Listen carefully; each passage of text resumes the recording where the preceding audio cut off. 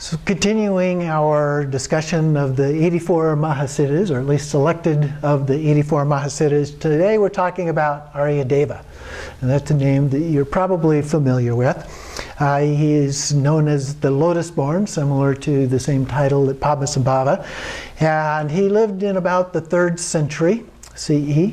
And so he was a disciple of Nagarjuna, a well-known individual, and he is attributed with having written a number of important texts on Madhyamaka, the middle way, which of course Nagarjuna is very famous for. He is said to have been born the son of a king in Sri Lanka, or some stories have him being born in South India, and in a Brahmin family. And Garchen Rinpoche is said to be the current emanation of him, of Aryadeva. And so we have a close connection here in Arizona. And so I wanted to begin with the poem that starts the beginning of this story because it captures some of this. All Buddhas, past, present, and future, have but a single essence. To intuit this essence, learn the true nature of your own mind. Then go and dissolve into unstructured reality. This tensionless state is the yogin's life. So a very nice way of putting all of that. At birth, Aryadeva is said to have magically sprung from the pollen-filled heart of a lotus flower, hence being called the lotus-born. He came of age and was ordained at Nalanda University and became an abbot at one point in time as well. Yet after a number of years of selfless service, he grew rather restless. He wasn't satisfied with the progress that he was making on the path, and he came to feel that he just hadn't realized his own perfect potential, and so he resolved to go in search of Nagarjuna.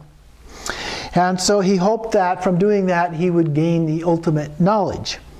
And so he prepared for his journey and took off, and not very far along his way he chanced on meeting a humble fisherman and recognized this as Bodhisattva Manjushri.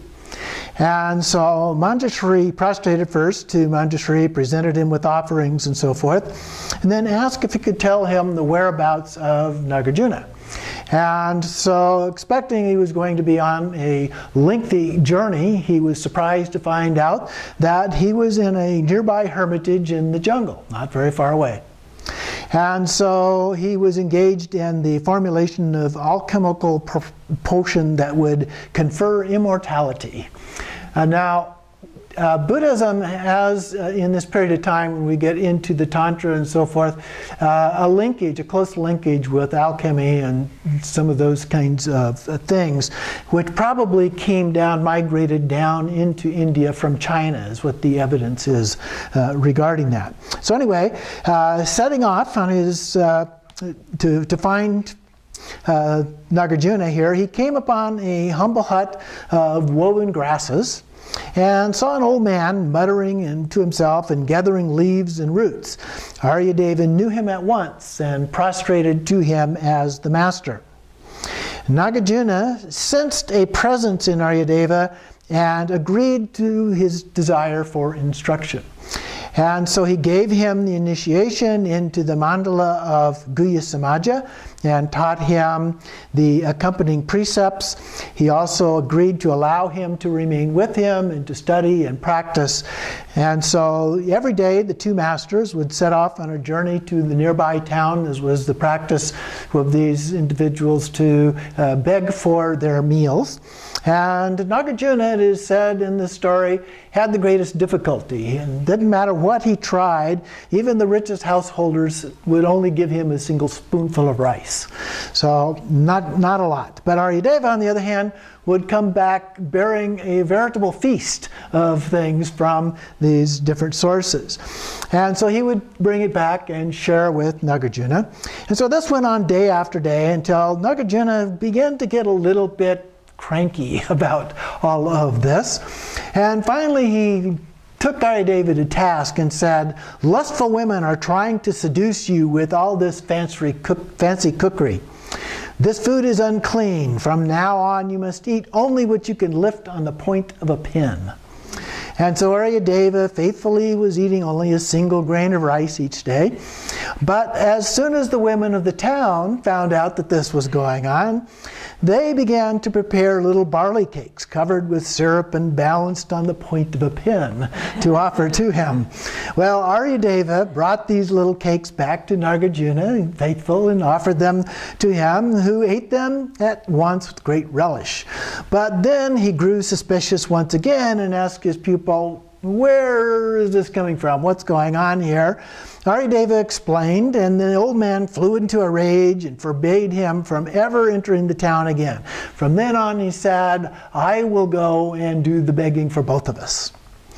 But the next day, no sooner had the master disappeared on his journey to do his begging than a beauteous tree nymph emerged from her leafy home bearing a heavenly feast for Aryadeva.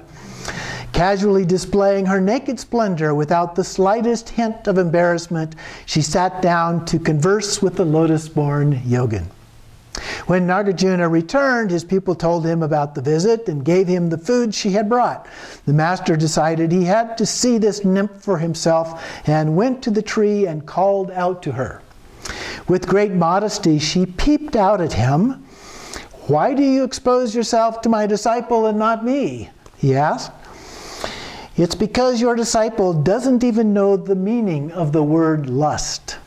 He is utterly free and pure, but you, old man, have traces of passion embedded in your aged mind."